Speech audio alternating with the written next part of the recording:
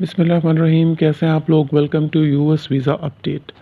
आज हम कुछ इमिग्रेशन सिंबल के बारे में बात करेंगे, वीज़ा सिंबल्स के बारे में।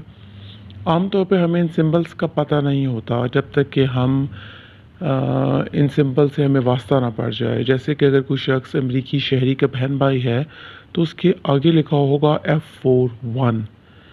तो अब हम आपको ये बताएंगे कि वो तो F4 होना चाहिए था, तो ये 1 क्यों लिखा है इसके आगे।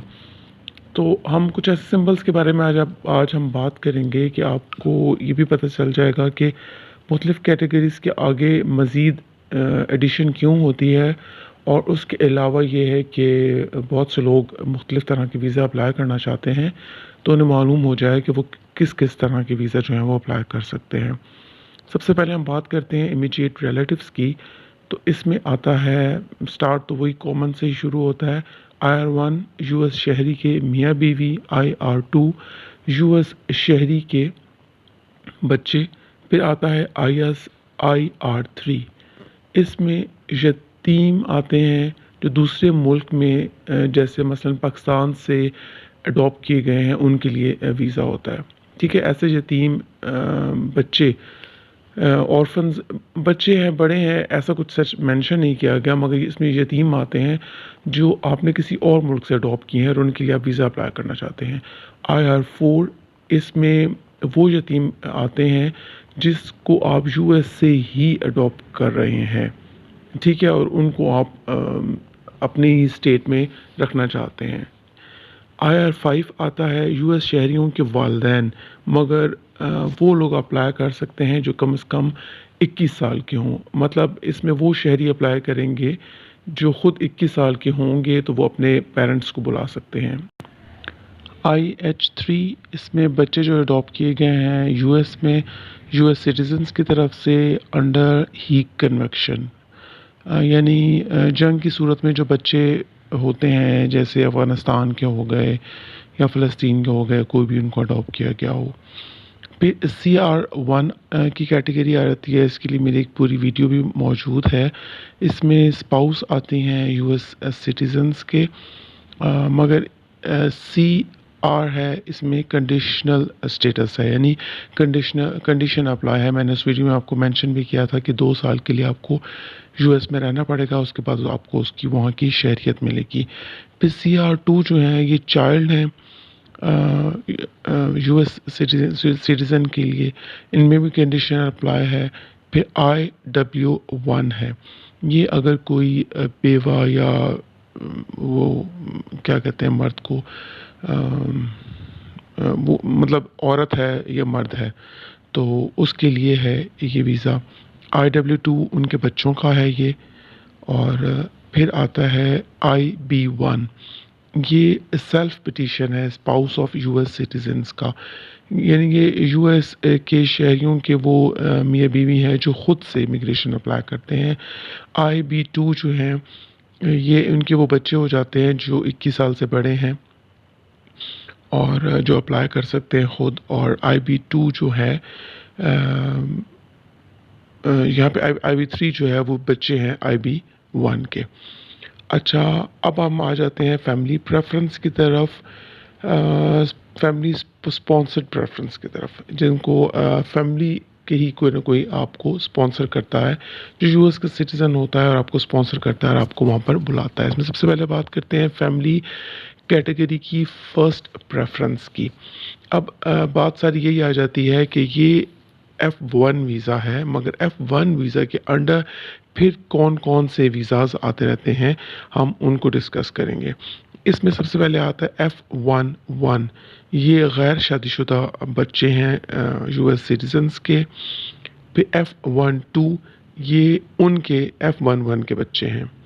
फिर B11, ये वो हैं जो ख़ुद अप्लाई करते हैं अपने लिए वीज़ा, और ये अनमैरिड हैं, गैर शादीशुदा बच्चे हैं, या बेटा है या बेटी हैं, मतलब बच्चे हैं यूएस सिटीजन्स के। अच्छा, ये अमूमन B1 जो वीज़ा जो होता है, ये बिज़नेस के लिए अप्लाई किया जाता है। फिर B12 जो हैं वो B11 के बच्चे हैं। फिर हम सेकंड प्रेफरेंस की तरफ चलते हैं F2 कैटेगरी की तरफ, मगर शुरू में हम उनका ज़िक्र करेंगे जहाँ पर कंट्री की लिमिटेशन है, यानी जहाँ पे हमें स्पेशली मेंशन कर दिया गया है कि एक लिमिट अमाउंट ऑफ वीज़ा है, तो ये उस कैटेगरी में आता है। इसमें हम बात करते हैं F21 की, जो स्पाउस हैं लॉफुल परमानेंट रेजिडेंट्स के, यानी जिन्हें LPRs भी कहा जाता है, और F22 जो हैं वो उनके बच्चे हैं। अच्छा, F2A के अंडर ही ये F21 और F22 आता है, ठीक है।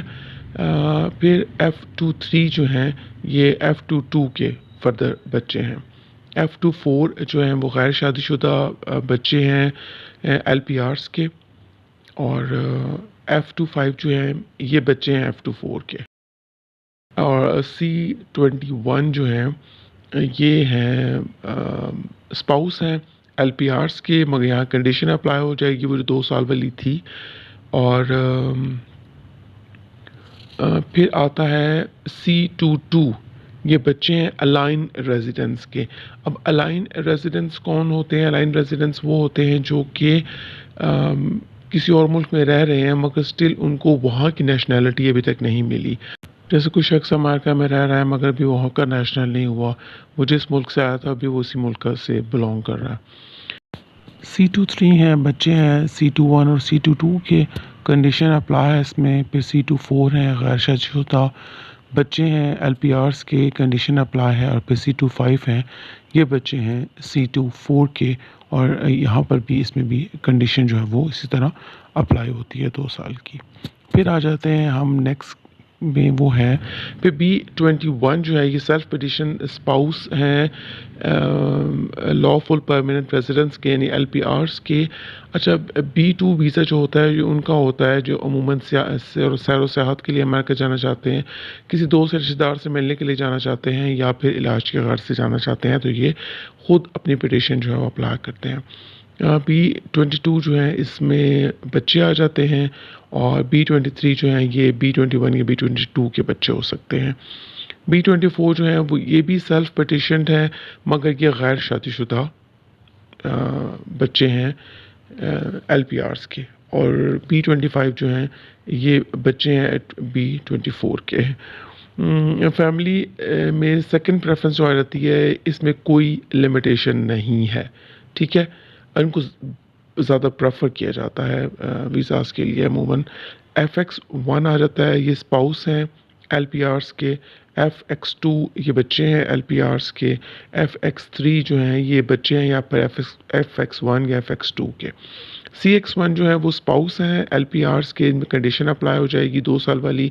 CX2 जो है वो चाइल्ड हैं, कंडीशन अप्लाई होगी। CX3 जो है वो चाइल्ड हैं CX1 या CX2 के। BX1 जो है वो सेल्फ पिटिशन अप्लाई हो रहा है स्पाउस की तरफ से, जो LPRs हैं के स्पाउस जो हैं वो BX2 जो है ये बच्चे हैं सेल्फ पिटिशन अप्लाई करने वाले LPRs के। और BX3 जो हैं ये चाइल्ड हैं BX1 और BX2 के।